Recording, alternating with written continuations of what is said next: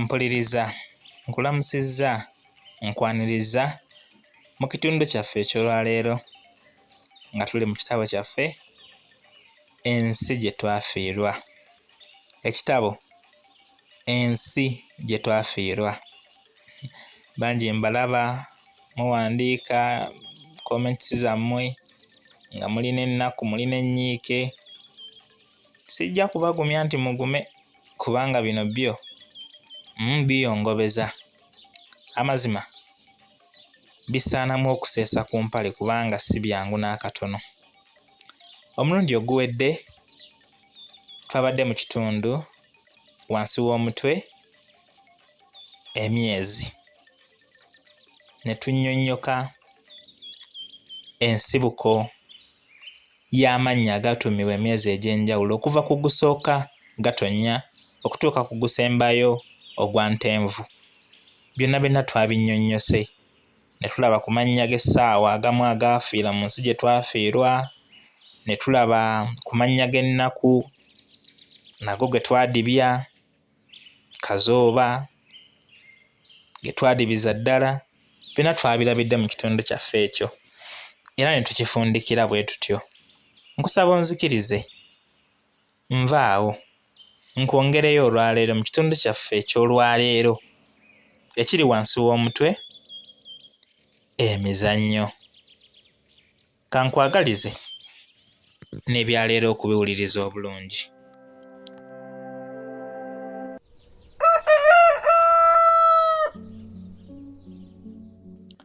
Nga mpezezza emyaka ng'ena, awo nali ntandise okwetaba obutereevu mu kuzannyanga ne bannange, ate engeri ewaffe gye waaliwo abaana abawera omuzannyo gwanyumanga nnyo.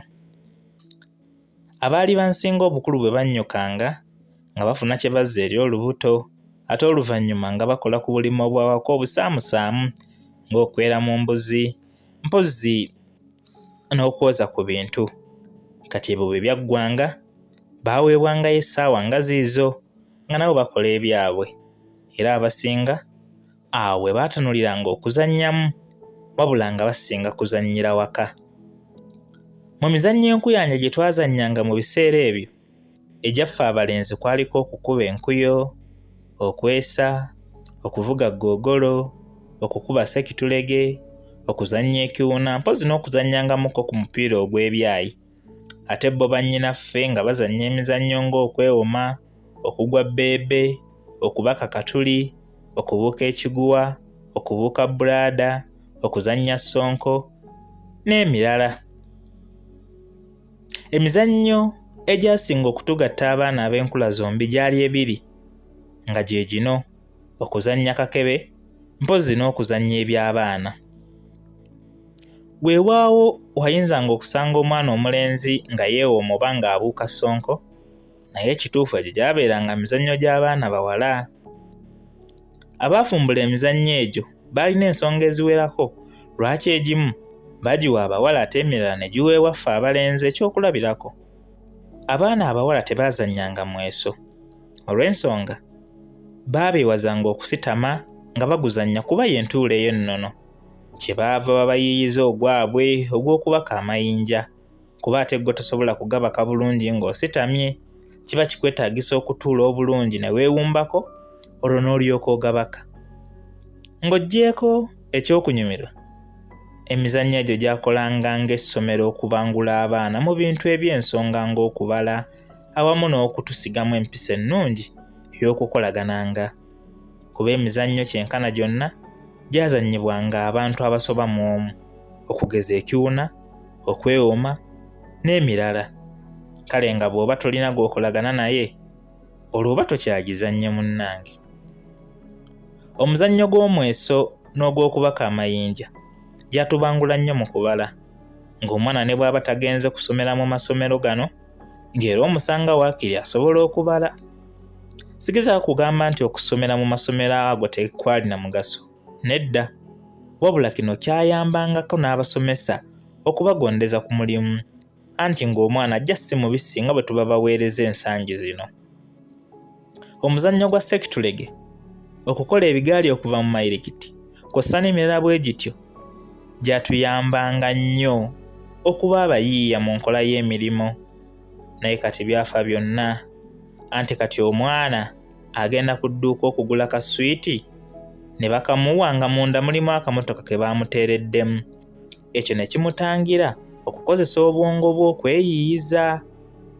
Kyova olaba abaana ba luno ddala tulerabira erya ng'omugenzi Paulo Kafeero bwe yagamba, musaasire okwogera obubi bwe ntyo, naye kibi kyogerwako, enkolo si mmere. Abawala okubuuka bulaada, okugwa bbeebe, okwewoma, era naffe abalenzi okukuba ekiwuna awamu n'emizannyo emirala bwe gityo byatuyambanga okukola dduyiro. Kyova olaba twabeeranga balamu katebule ekiseera kyonna, anti nga bw'otuuyana ng'ebikyafu ebyandikuviiddeko okulwala byonna nga bifuluma. Naye abala luno munnange bo batuuyana butuuliro bwokka, oluvannyuma lw'okutuula ekiseera ekinene nga bazannya ziggeemu ku masimu gaabwe awamu n'okulaba entambi z'ebifaananyi ku ziterefayina. Bikwasa nno ennaku. Okuzannya eby'abaana bwe mbowa kugaba bubonero, ndowooza gwe muzannyo ogunywa mu gyonna akendo olw'ensonga zino wammanga. Esooka, gwateekangawo enkolagana wakati w'emiriraano, anti nga temusobola kuguzannya nga muva mu nnyumba emu ne bwe mwabeerangamu abaana 20 oba okusingawo. Ekyo kyabanga bwe kityo kubanga wadde kwabanga kuzannyamu buzannyi, naye nga tosobola kuyita mwannyoko mukyalawo, era nga muba muteekwa okufunayo abaana abalala okuva mu maka amalala olw'omuzannyo ne gulyoka gunyuma. Kale ekyo nga kiteeka ettaffaali ddene nnyo ku nkolagana y'amaka ag'enjawulo. Naye kati tewakyali yeeguya munne kuba omuzannyo guno gwafa. Ekyokubiri, gwatusomesanga obuvunaanyizibwa obututunuulidde mu maaso, okugeza ffe abalenzi ne tulengera ku buvunaanyizibwa bwa taata awaka, n'abawala ne bamulisibwa ku buvunaanyizibwa bwa maama ng'okufumba, wabula era nga tujjukizibwa n'obuvunaanyizibwa bwaffe ng'abaana. Kale essomero ki erisinga eryo? Ekyokusatu, okusinziira ku nteekateeka y'omuzannyo guno, buli lwe gwabanga gugenda okuzannyibwa nga tusooka kuzimba nnyumba egenda okuba amaka g'agenda okuzannyanga taata awamu ne mukyala we, mpozzi n'abaana baabwe. Kino kyali kitusomesa bwe tuteekwa okusooka okuzimba ennyumba nga tetunnalowooza kuwasa oba okuzaala. Era mu mulembe ogwo nga kizibu okusanga omulenzi azadde nga tannafuna kasolya kake. Naye kati tumala kuzaala abaana nga 6 n'olyoka olowooza okuzimba ennyumba eyiyo. Tulabye. Ekyokuna, omuzannyo guno gwatumanyisanga ekitiibwa n'obukulu obuli mu kigambo obufumbo. Ebiseera ebisinga ekintu ekyaggulangawo omuzannyo guno yabeeranga mbaga oba tuguyita omukolo gw'okufumbirigana mu butongole. Ekyo nakyo kyali kyakuyiga kinene, nti nga temunnaba kutandika kubeera mwembi ggwe ne balo oba ne mukyalawo, musaanye okusooka okufuna enkwatagana entongole. Abazadde abakuzaalira munno ne baba nga bakumanyi, era n'ensi n'emanya nti gundi ne gundi bafumbo. Naye kati mumala kwezaala mu baana ne mulyoka mugenda mu bakadde, ate nga n'ekyabakituukiriza be batono, anti terukyabeeragana kumala kiseera. Okwawukanako ne luli obufumbo bwe bwali buweebwa ekitiibwa, ensangi zino byonna byazikirira. Abawasa bawasa kutuusa mikolo, n'abawasibwa abasinga banoonya byanfuna. Kale nga lwaki mba sikaabira ensi gye twafiirwa.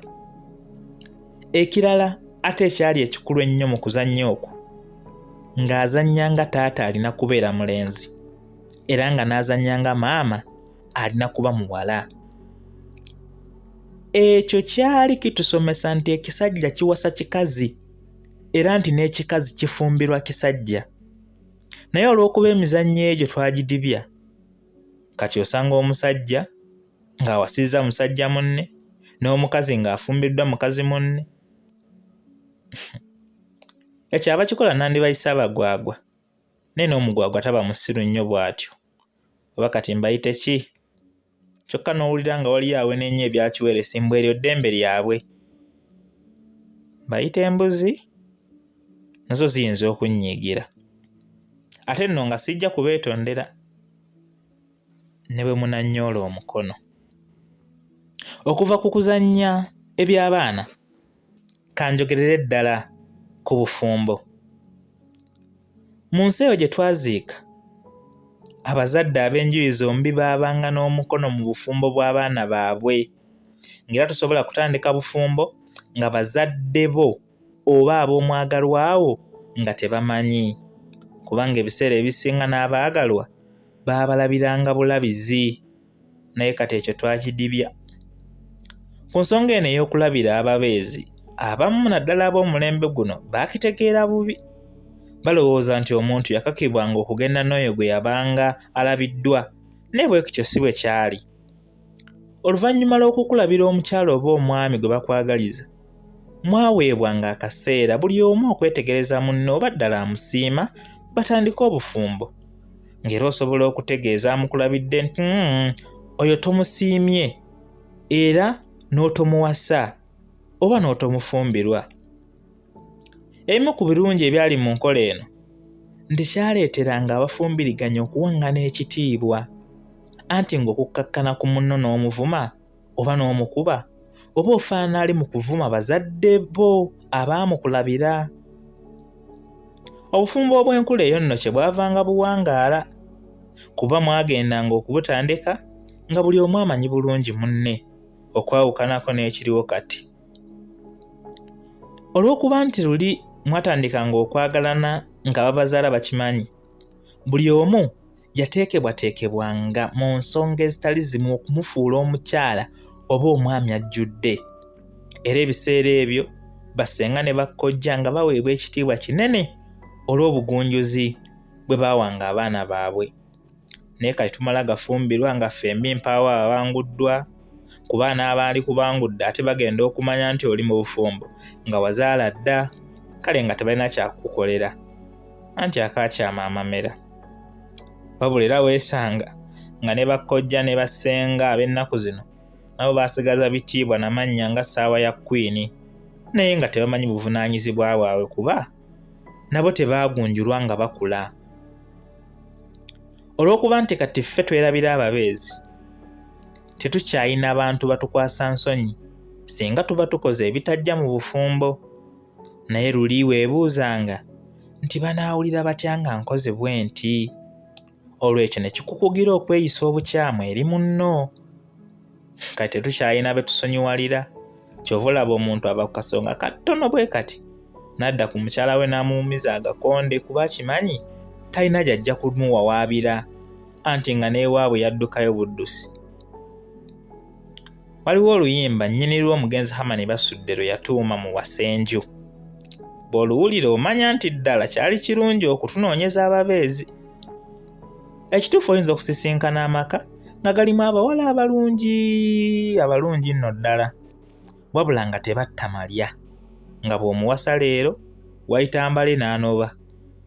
Bwe kityo ng'okumuwasa oba otengejjedde busanga asaba oluwanga obulamu. Kyova olaba bekkaanyanga nnyo ennyumba bwe bakulabira omubeezi. Omwagalwa we ayinza okuba ng'alabika bulungi era nga yeegombesa, wabula ng'ewaabwe balina omuze gw'obusezi oba obutemu. Ebyo byatunuulirwanga nnyo mu nsi eri gye twafiirwa. Naye kati ogenda okutegeera nti munno awoomerwa ennyama y'abafu, nga mu butali bugenderevu naye wagirozaako dda ate nga tokyalina woddukira. Waliwo olugero olugamba nti ak'omuntu si kante, nti we yakaabidde jjo ne leero. N'olutegeeza nti abantu tukyuka mu bintu bingi. Ekituufu osobola okufuna omukyala oba omwami nga yeeyisa bulungi kyenkana mu buli kantu, wabula oluvannyuma lw'ekiseera n'agenda ng'akyuka ate nga si gwe avuddeko obuzibu, nga si gwe amusobezza. Eyo y'ensi. Kyokka ate era asobola okuba n'omuntu ng'alina emize miyitirivu, wabula mudda n'akyuka n'afuuka eyeesiimisa. Kisoboka. N'eki kyentegeeza.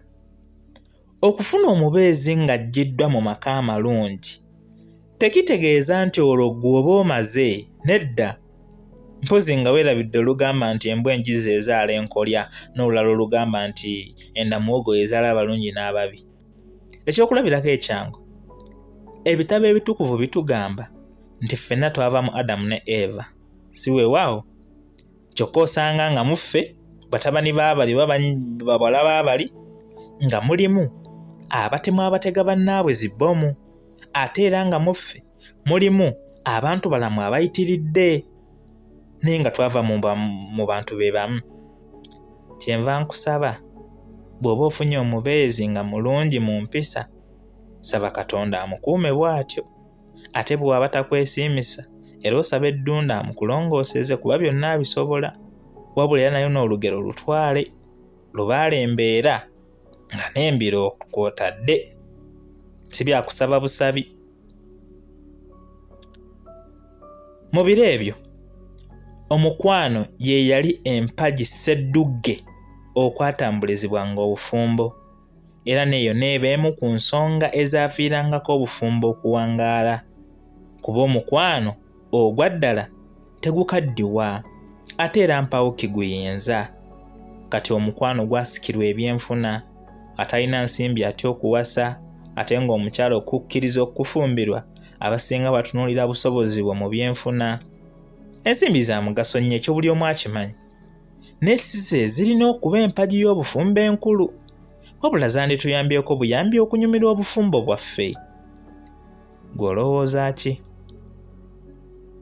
Omuntu bw'afumbirwa olw'omukwano asisinkana okusoomoozebwa mu budde obw'emisana ng'apatinkana n'emirimu egitali gimu, wabula ate bwe buziba asisinkanya essanyu erisukkulumye kuba aba mu kifuba ky'oyo gwe yeesiimiramu.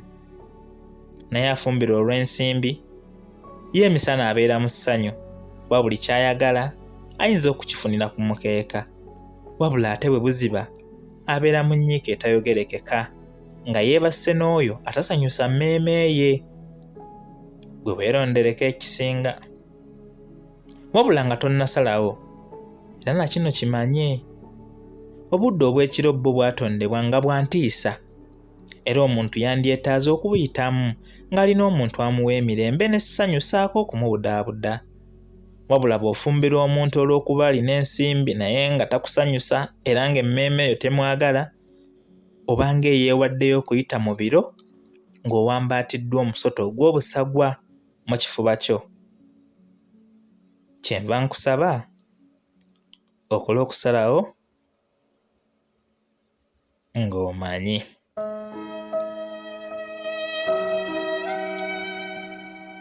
Ampuliriza, nzikiriza ekitundu kyaffe eky'olwaleero nga tubadde tuyingidde mu mutwe obufumbo. Nkifundikirire wano, tukyatambula nno n'obufumbo. Omulundi oguddako Katonda bw'aliba asiimye, wenditandikira nkwongereyo, twefumiitirize ku bufumbo bw'ensi eri n'obufumbo bw'ensi eno. Mubeere bulungi, mweraba.